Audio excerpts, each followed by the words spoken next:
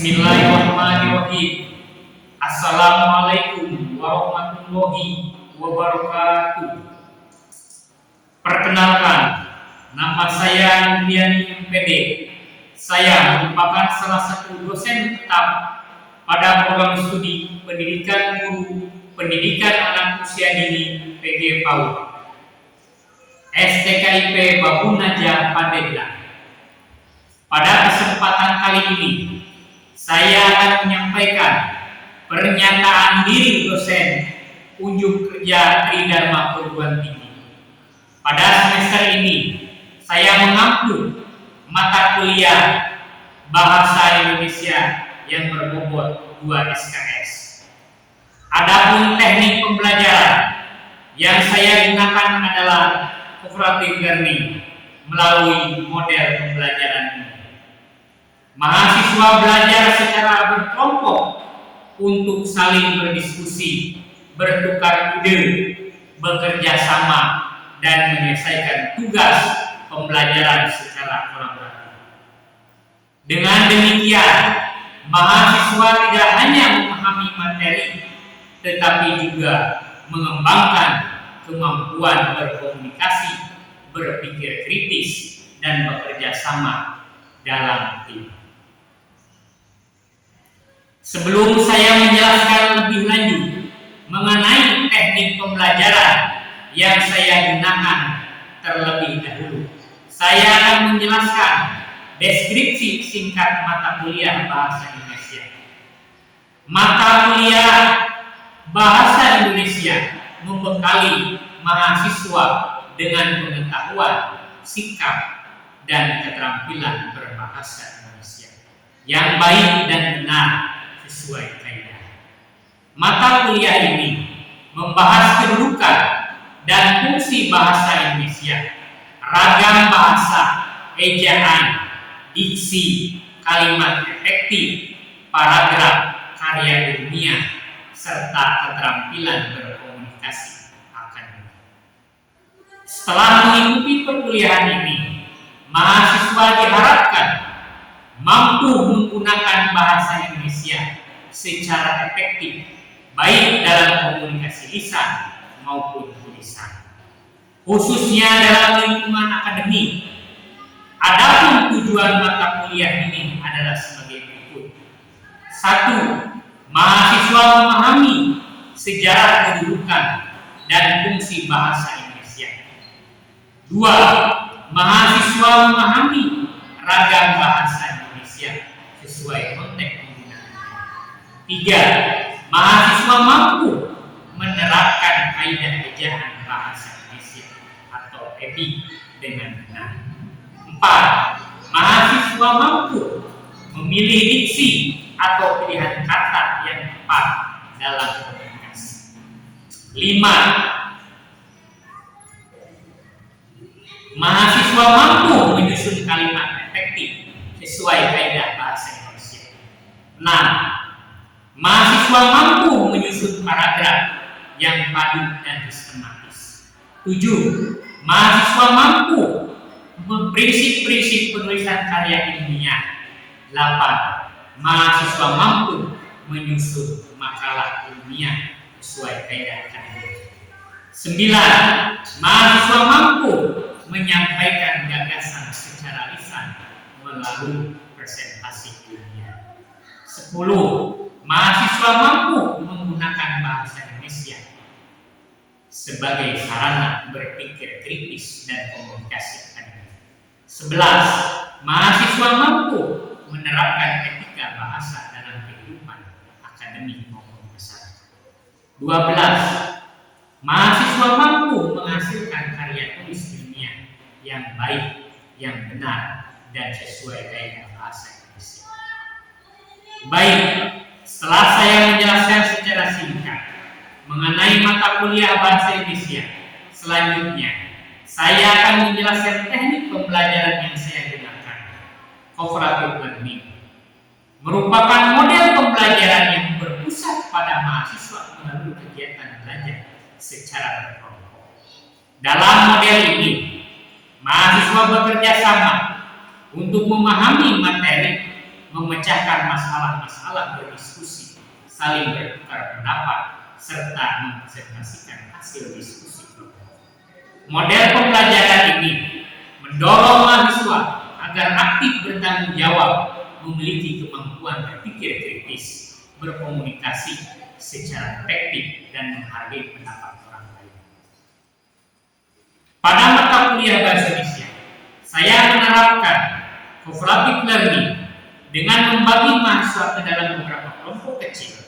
Setiap kelompok diberikan materi atau permasalahan yang berkaitan penggunaan bahasa Indonesia, seperti analisis kalimat efektif, penggunaan ejaan bahasa Indonesia atau EBI, diksi, maupun penyusunan paragraf. Mahasiswa berdiskusi untuk menemukan solusi, kemudian mempresentasikan hasil diskusinya di depan kelas. Selanjutnya, kelompok lain memberikan tanggapan masukan atau pertanyaan, sehingga tercipta pembelajaran yang aktif, kolaboratif, bermakna. Selanjutnya, yaitu asesmen atau penilaian. Penilaian yang saya lakukan telah diinformasikan kepada mahasiswa melalui kontrak perkuliahan.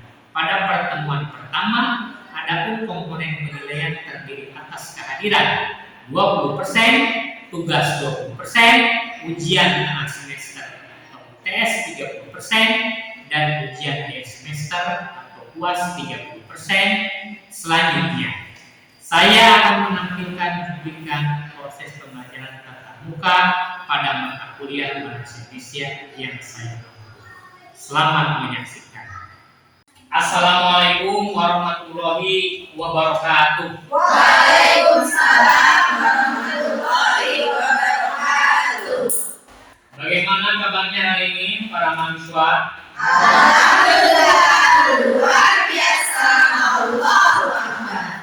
Yang belum masuk siapa ya? Semuanya masuk. Hari ini mata kuliah Pendidikan Bahasa Indonesia semester 1. Untuk mata kuliah ini kalimat efektif. Sebelumnya kalimat efektif sudah mengenal? Lupa lagi pas SMP. Sudah Pak. Sudah mengenal. Apa kalimat efektif itu? Ani? Kalimat efektif adalah kalimat yang menyampaikan gagasan secara logis, tepat, singkat, dan mudah dipahami. Itu yang disebut dengan kalimat. Kita akan membahas kalimat efektif. Capaian pembelajaran. Setelah mengikuti perkuliahan, mahasiswa diharapkan mampu menjelaskan pengertian kalimat efektif sesuai dengan kaidah bahasa Indonesia, mengidentifikasi ciri-ciri kalimat efektif dalam berbagai komunikasi baik tulisan maupun tulis. Yang ketiga, menganalisis kesalahan penggunaan kalimat yang tidak efektif serta memberikan perbaikannya. Yang keempat, menyusun kalimat efektif sesuai dengan kaidah ejaan bahasa Indonesia yang disebut dengan EPI ya. Untuk keperluan akademik maupun komunikasi sehari-hari. Nah, ini capaian pembelajaran. Ini pengertiannya. Nah, kalimat efektif adalah kalimat yang menyampaikan gagasan secara jelas, tepat, singkat, logis, dan mudah dipahami.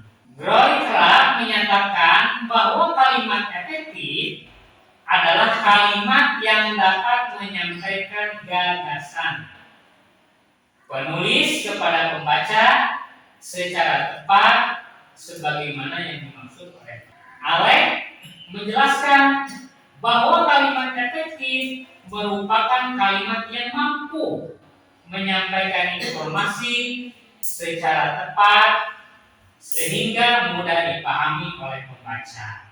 Ini pentingnya mempermudah pemahaman kalimat efektif membantu pembaca. Nah, atau pendengar memahami informasi dengan cepat karena disusun secara jelas, singkat dan tepat. Penyampaiannya pesan menjadi lebih mudah, diterima tanpa memerlukan penafsiran yang rumit. Jadi cukup mudah dipahami apa yang disampaikan sama orang lain. Yang kedua, menghindari salah tafsir. Kalimat yang efektif menggunakan pilihan kata, diksi, dan struktur kalimat yang tepat sehingga mengurangi kemungkinan terjadinya kesalahpahaman atau penafsiran yang berbeda antara penyampaian dan penerima pesan. 3. Mendukung karya ilmiah. Dalam penulisan karya ilmiah seperti makalah, artikel, skripsi, dan disertasi. Penggunaan kalimat efektif sangat penting untuk menyampaikan gagasan secara objektif, logis, sistematis, dan sesuai dengan kaidah ejaan bahasa Indonesia atau EBI. Kalimat efektif juga meningkatkan kualitas akademik, kredibilitas tulisan. Nah, ini ciri-cirinya.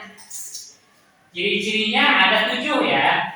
Yang pertama kesepadanan, yang kedua keparalelan, yang ketiga kehematan, yang keempat ketegasan, yang kelima kecermatan, yang keenam kepaduan, ketujuh kelogisan. Nah, ini kesepadanan. Kesepadanan ini adalah keseimbangan, kejelasan, hubungan antara unsur-unsur pembentuk kalimat, terutama subjek dan predikat, sehingga kalimat ini memiliki struktur yang lengkap, logis, dan mudah dipahami. Nah, contohnya, ini contoh yang tidak efektif dan efektif. Perlu kalian ketahui. Nah, yang pertama, contoh tidak efektif bagi seluruh peserta wajib memakai kartu identitas. Nah, ini yang pertama. Yang kedua, dalam rapat tersebut membahas program kerja. Kedua kalimat ini jelas sangat berbeda ya. Yang ketiga, kalimat kepada mahasiswa diharapkan hadir tepat waktu. Nah, ini yang tidak efektif. Apakah tidak efektif itu digunakan oleh mahasiswa? Tidak. Tapi yang digunakan itu Nah, contohnya yang efektif, seluruh peserta wajib memakai kartu identitas. Yang kedua, rapat tersebut membahas program kerja. Yang ketiga, mahasiswa diharapkan hadir tepat waktu. Cukup jelas ya? Kalimat efektif dan tidak efektif. Keparalelan adalah penggunaan bentuk kata atau struktur kalimat yang sejajar atau sama dalam unsur-unsur yang setara. Jika suatu unsur menggunakan kata kerja, maka unsur lainnya juga harus menggunakan kata kerja. Nah, demikian pula jika menggunakan kata benda atau kata sifat. Nah, contoh tidak efektif yang tadi ya. Nah, mahasiswa diwajibkan mengerjakan tugas, presentasi, dan mengikuti ujian. Jelas kalimat ini itu tidak efektif. Kenapa tidak efektifnya? Ada yang tahu? Contohnya nih yang efektif, mahasiswa diwajibkan mengerjakan tugas, melakukan presentasi dan mengikuti ujian. Ya. Kalau ini kan melakukan presentasi dan itu ujian. Nah, kehematan. Kehematan adalah penggunaan kata secara efisien, yaitu menghindari kata-kata yang tidak perlu berulang atau memiliki makna yang sama, sehingga kalimat menjadi singkat, padat, dan tetap jelas, mudah dipahami, tidak bertele-tele, langsung ke intinya, to the point. Contoh kalimat tidak efektif. Nah, para mahasiswa itu efektif ya. Para mahasiswa udah para mahasiswa mengikuti kuliah di kelas. Yang kedua, naik ke atas panggung untuk menerima penghargaan. Yang ketiga, agar supaya nilai ujian meningkat, mahasiswa harus belajar dengan giat. Contoh kalimat efektif. Jadi ini yang sudah berbeda ya. Antara kalimat yang pertama sama yang kedua ya. Para mahasiswa mengikuti kuliah di kelas. Yang kedua, naik panggung untuk menerima penghargaan. Yang ketiga, agar nilai ujian meningkat, mahasiswa harus belajar dengan giat. Nah, ini ketegasan. Ketegasan adalah secara menempatkan unsur yang dianggap penting pada posisi yang tepat, sehingga gagasan utama lebih menonjol dan mudah dipahami. Nah, contohnya kalimat tidak efektif. Proposal tersebut akhirnya disetujui oleh pimpinan. Yang kedua, mahasiswa diharapkan oleh dosen mengumpulkan tugas tepat waktu. Yang ketiga, prestasi akademik dapat ditingkatkan oleh mahasiswa dengan belajar secara rutin. Contohnya kalimat efektif, pimpinan akhirnya menyetujui proposal tersebut.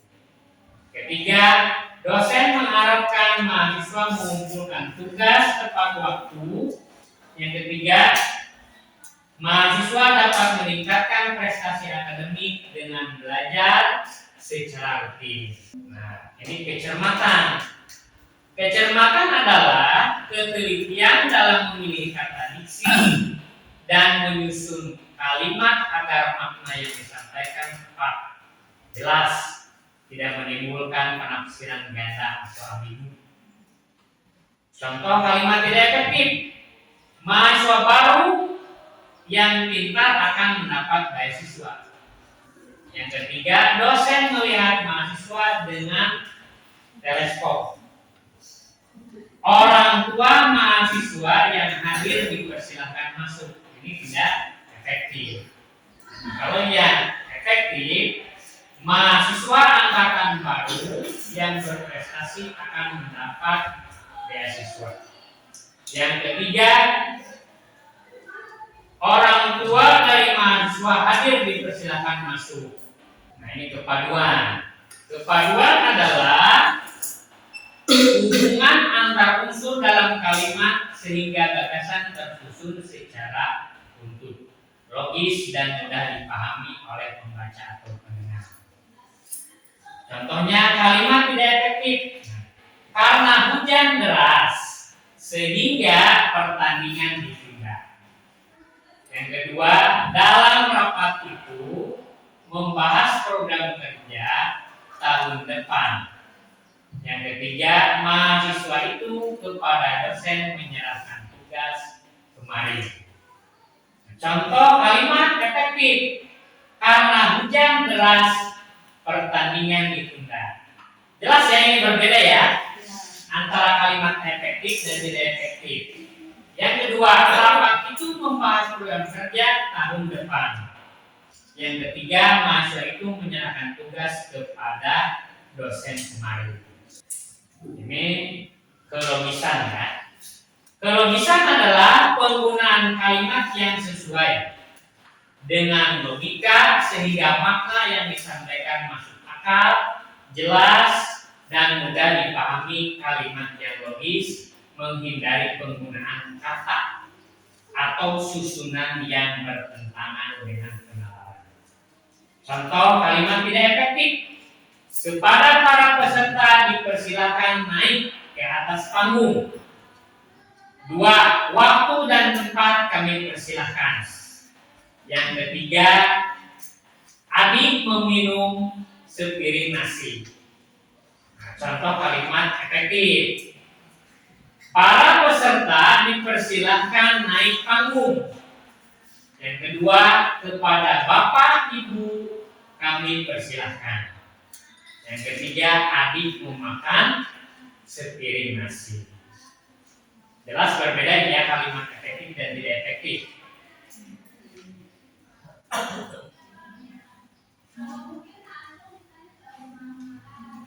Nah, sekarang ya, membentuk dan memperbaiki kalimat efektif. Sekarang Bapak akan membagi kelompok ya pada kalian. Kelompoknya ada yang 4 ya, ada yang 3. Silakan diberi kelompok dulu.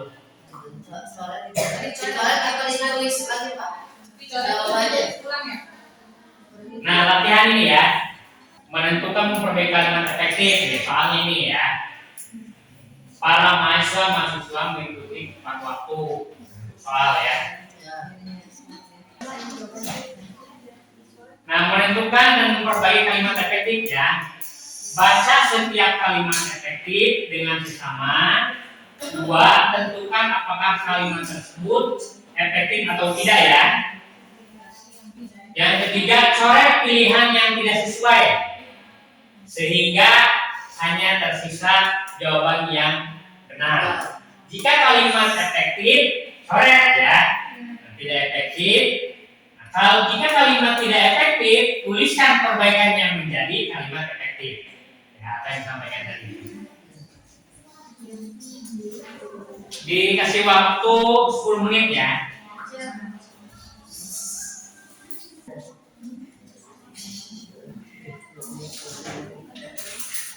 Baik, Bapak dulu ya. Nanti ditukar ya teman-temannya ya, sama kelompoknya. Antara 1, 2, 3, dan 4.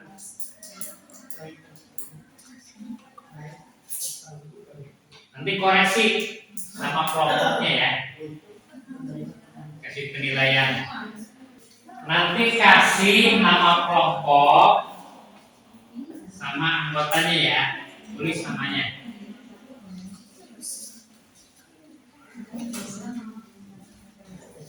Jangan lupa nama anggotanya. Taruh mulai ya. Sudah ya?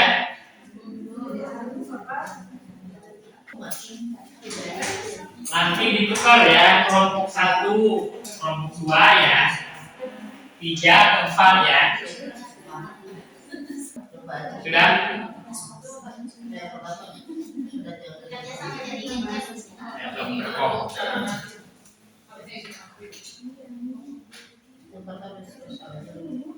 3 menit lagi ya.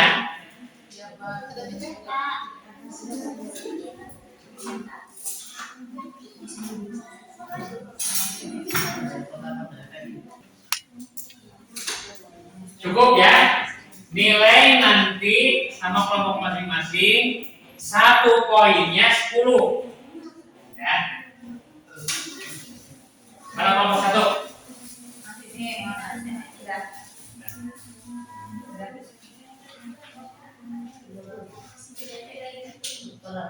Kasih kelompoknya udah. Kasih namanya kelompok. Ini.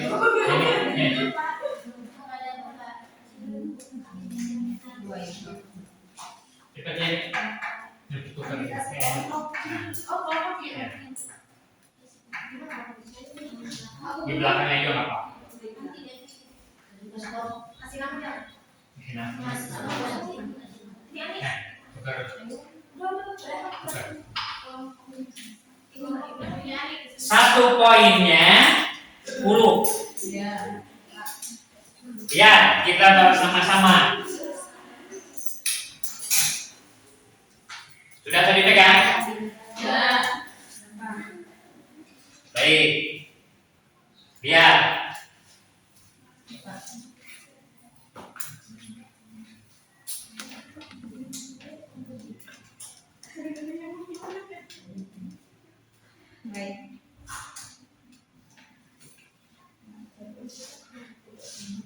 Silakan dinilai.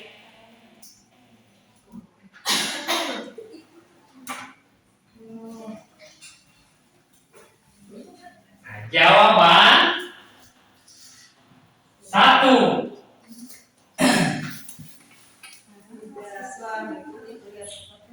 Tidak efektif dan efektif.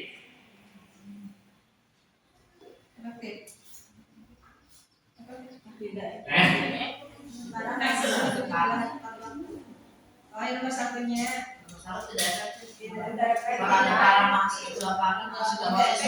efektifnya Silakan dinilai. Yang kedua, Bapak, ya. di sini dia jawabannya benar, efektif, tapi kan harusnya ditulis ulang ya barangkali ya. Ini mah beda kan? Beda.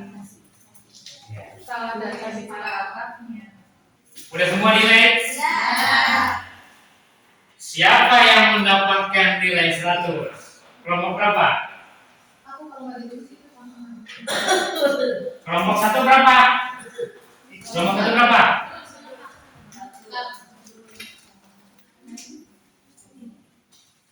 Kelompok 2? 80. Kelompok 3? Kelompok 3 nih, betul semua. Kelompok 3 berapa? Salah satu. Berarti 10. 3? 2?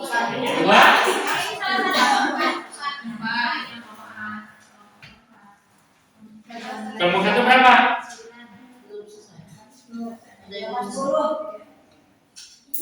sama kamu. Sudah? Ini.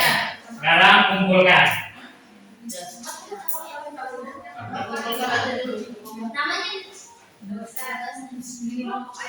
Namanya Kelompok 1 80. Ya.